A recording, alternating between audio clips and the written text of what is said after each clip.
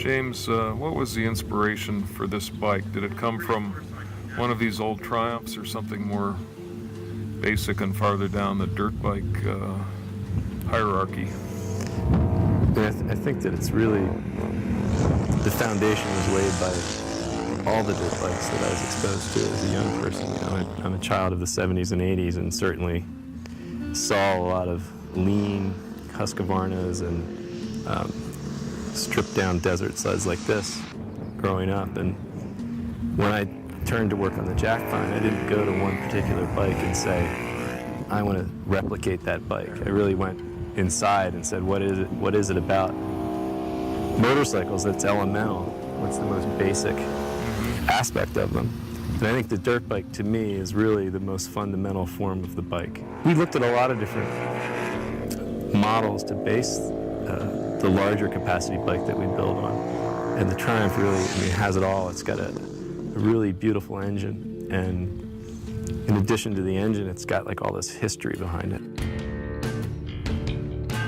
We took off everything we could until we were at, a basic bike, and then added back what was essential. So it's easy to take stuff off, but it's hard to put back what's necessary, to have a bike that functions both in the city, on the roads, and in the dirt. The springing on this, the valving feels a little bit better than the stock bike, and also it feels stiffer to me. The whole bike feels a little bit stiffer, but it doesn't feel rough or uncompliant. Did you work on the suspension quite a bit to get that? Yeah, I think that we didn't want to make it a race bike and be difficult to ride on the street. So, we went to Works Performance and talked to them a little bit about the best way to improve the suspension and tune it to where it would be flexible for riders. We use their shocks in terms of, the base model has their steel tractor shocks, which are excellent, great performance, entry-level shocks, but really attractive in that they're scaled right. They're not that much bigger than the shocks you'll see on these old desert sleds. And I think that that's important. That the lightness visually is as important as removing weight. I think that a lot of times perception is more important than reality. And the narrowness of the bike in terms of it's set up in a position that's appropriate for a scrambler in terms of wide bars and kind of upright position. But with the low pipe setup, it's also very thin and narrow and has the weight kind of low center of gravity. So standing up on the bike is really a pleasure. And working it slow in tight trail sections is fun, But then you've got a 900cc motor when you open it up on a fire road, you can really move along.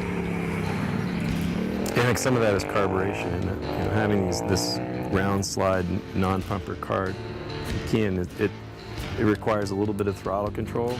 You can't just whack it open and expect it to catch up. But then if you have a memory of riding bikes before the pumpers, you really had that feeling of modulating the engine more directly, and allowing it to develop its speed. And that was intentional. I really wanted that to be part of the experience.